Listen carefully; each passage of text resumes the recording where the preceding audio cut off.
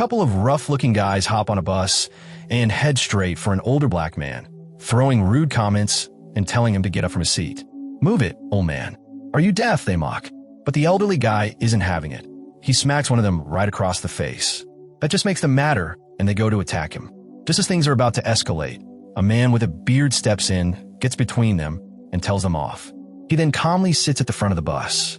That seems to really tick off the bullies. They assume he's another old guy they can push around. "Get up, punk," they taunt. But instead of getting scared, this bearded man throws a few punches and drops them like it's nothing. Another passenger catches the whole thing on video and posts it online. It spreads fast. Suddenly, this quiet, unknown guy becomes a viral hit. His face shows up on murals, memes, and t-shirts. People follow him in the streets like he's some kind of hero. His name?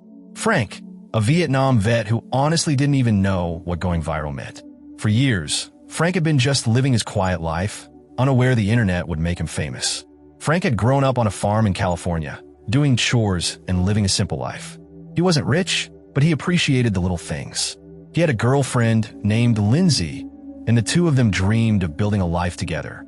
But the war in Vietnam pulled him away, and he promised he'd be back soon.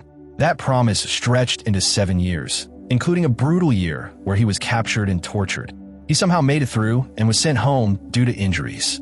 After getting out of the hospital, he rushed to see Lindsay, only to find out things had changed, big time. That dream was over. With no future in sight, he tried to make something of himself. He applied to be a cop, thinking his military background would help, but his injuries got in the way. He tried job after job, but kept getting turned down. Eventually, Frank started selling hot dogs to get by. That became his life for 40 years. Then came that day on the bus. That one moment flipped everything. People cheered for him. Cops gave him rides. News crews lined up for interviews. He was dubbed the badass. His elderly mom was super proud, but sadly, the joy didn't last. She passed away not long after, leaving Frank with her house and dog. That dog, and his old buddy Klondike, also a vet, were all he had left. Klondike moved in, and the two of them spent their days talking about the old days, enjoying the quiet life. One day, Klondike gave Frank a flash drive and asked him to keep it safe. Frank had no idea what a flash drive even was. Klondike then went out to buy some cigarettes, but was stopped by two men in a car. They demanded the flash drive. Klondike pretended he didn't know what they were talking about. A scuffle broke out. He fought them off, but later, Frank was called to identify his friend's body. Heartbroken, Frank begged the police to find whoever did it. Outside, while trying to clear his head, he met a neighbor whose brother had also been killed nearby. She was frustrated, said the cops never do anything unless it's a high-profile case. Frank passed this along to a police contact, who said they were doing everything they could.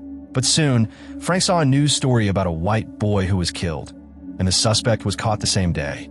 That was the final straw. Frank marched into the station and demanded answers. Again, they brushed him off. So, he decided to look into it himself. At the scene where Klondike was killed, Frank found a bullet casing, a chain, and a necklace with a woman's photo. He brought the bullet to a gun shop, and the guy there said it was military grade, something not sold to just anyone.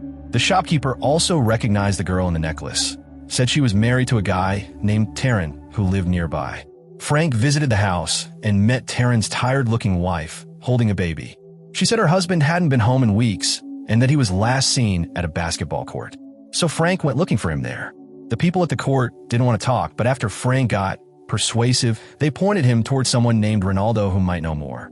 At Ronaldo's address, Frank ran into a neighbor who mistook him for a burglar. After clearing things up, the neighbor told him Ronaldo usually hangs out at a bar every morning. Later that night, Frank saw his neighbor, Amber, arguing with her abusive partner. The guy left, and Frank invited her and her son inside to help her clean up. They spent the night chatting and sharing stories. The next day, Frank found Ronaldo at the bar. As soon as he walked in, it was clear some people weren't happy to see him. He had to fight his way to the second floor, where Ronaldo was hanging out. When Frank asked him about Taryn, Ronaldo whipped out a knife and warned him to back off. As soon as Frank dangles Ronaldo out the window, the guy cracks like an egg. He quickly spills that Taryn's been spending time with a girl who works at a massage place nearby. Frank gets what he came for and heads back home, but his return doesn't go smoothly. His buddies from the police force stop him on the way and tell him that the stuff he's been doing lately, beating up thugs, digging into shady business, has gotten around the city. It's making waves and not in a good way. They say the police chief almost signed an arrest warrant for him, but they barely managed to talk him down. Frank shrugs it off. He tells them straight up, he's not going to sit around doing nothing while his best friend's murder goes ignored. One of the officers warns him that this is crossing the line, that it's not his job, and if he keeps pushing, he's on his own. Frank doesn't flinch. As he walks into his house, he mutters, "I don't need your help." But he's not ready for what he finds next. His place has been completely trashed, furniture flipped, drawers pulled out, stuff everywhere. He barely has time to figure out what's missing when a tall man grabs him from behind. The guy demands the flash drive. Frank, playing dumb, says he has no clue what he's talking about, then tosses the guy out the window like yesterday's trash. Next stop, Martin, his neighbor, who's a bit tech-savvy. Frank asks him to check out what's on the mysterious flash drive Klondike gave him. The files include a detailed city map, some construction permits, and a list of contacts. None of it makes sense yet, but Frank does remember something Klondike mentioned, some code name like Black Panther. Determined to find more answers, Frank visits the massage parlor Ronaldo told him about. He books an appointment with a girl named Tatiana. When they meet, she's clearly on edge. Frank tells her he's not there for trouble. He just needs to find Taryn. She goes pale. After her shift ends, Frank follows her home quietly. He's about to sneak in through a window when her neighbor catches him in the act. The guy doesn't believe Frank's "I'm her boyfriend" excuse and starts grilling him. But when he realizes who Frank is, the badass from all the viral videos, he turns friendly fast. Suddenly, he's a fanboy, even tipping Frank off that the back door is unlocked. Frank slips in and heads upstairs, where he finds Taryn and Tatiana relaxing in bed. Taryn pulls a gun, but Frank is faster. He tackles him and drags him into the kitchen, forcing his hand into the garbage disposal. Frank's had enough games. He demands to know who killed Klondike. Taryn cries out in pain and finally admits it was his partner, Sebastian, and they were just following orders. At first, Taryn won't say who gave the orders, but a little more convincing from Frank gets him to cough up a name and an address, Black Panther. Later that evening, back at home, Frank hears another fight next door. Amber and her husband are going at it again, and this time the guy's gotten rough. Frank steps in and tells the man to leave her alone. The guy accuses Amber of cheating, with Frank no less. "You sleeping with this old man?" he shouts. Before he knows what hit him, Frank twists his arm and throws him out. Amber, clearly shaken, thanks Frank and tells him he looks completely worn out. She invites him over for dinner and tells him her son Martin is staying the night at a friend's. Frank gets excited, maybe too excited. He puts on his best suit, grabs some flowers, and shows up looking like a completely different man. Amber is impressed, to say the least. They sit outside in her garden, eating a delicious homemade meal and chatting like they've known each other forever. Amber tells Frank how her husband used to be a different man when they first got married. Gentle, kind, but over time, he changed into someone she barely recognizes. As they relax on the terrace, just when the mood feels perfect and a kiss is on the horizon, the moment gets ruined. Martin's sleepover is canceled, so he comes home early. But the three of them still enjoy the evening, and Frank suggests they spend the night at his place, especially since her front door lock is busted. The next day is a big one. Frank gives the flash drive to his police friend, explaining that the info on it is what got Klondike killed. He also asks a favor. If anything happens to him, take care of his dog. Then, he goes to a church and speaks to a priest, asking for forgiveness because he's about to cross a line he can't uncross. That night, Frank heads to the location Taryn gave him, a warehouse. The guard don't want to let him in, but once the leader, Panther, hears Frank's voice, he shows up. Panther tells him straight. Klondike stole something important, and they took him out because of it. He demands the flash drive. Frank pretends not to know what he's talking about.